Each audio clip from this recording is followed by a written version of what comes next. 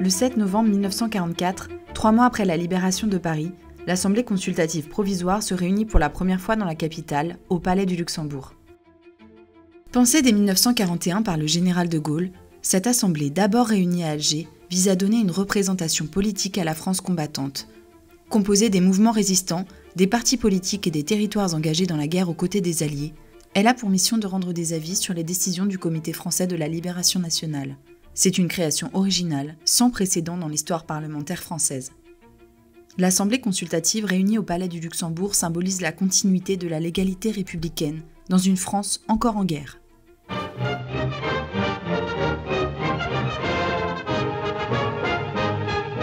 Au Palais du Luxembourg, le général de Gaulle arrive pour assister à la séance d'ouverture de l'Assemblée consultative. Le 9 novembre 1944, le général de Gaulle se rend au Palais du Luxembourg pour inaugurer les travaux de l'Assemblée.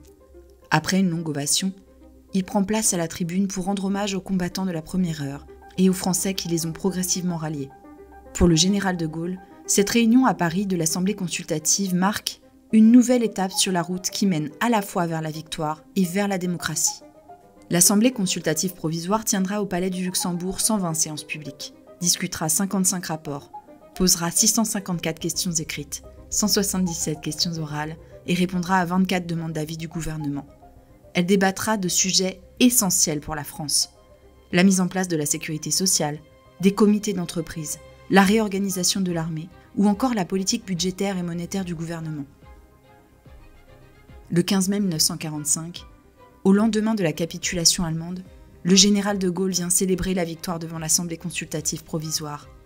La salle des séances est pavoisée aux couleurs des vainqueurs. La France a engagé dans cette guerre tout ce qu'elle était. Elle a joué non seulement son existence en tant que nation, mais encore le destin physique et moral de chacun de ses enfants, et elle a gagné la partie. L'Assemblée consultative clôt ses travaux le 3 août 1945. Le général de Gaulle déclare dans son discours de clôture qu'au moment où l'Assemblée se sépare, la nation entreprend une étape nouvelle, décisive, celle que tous et toutes depuis plus de 5 ans ont préparée et voulue. La nation va reprendre en main ses destinées.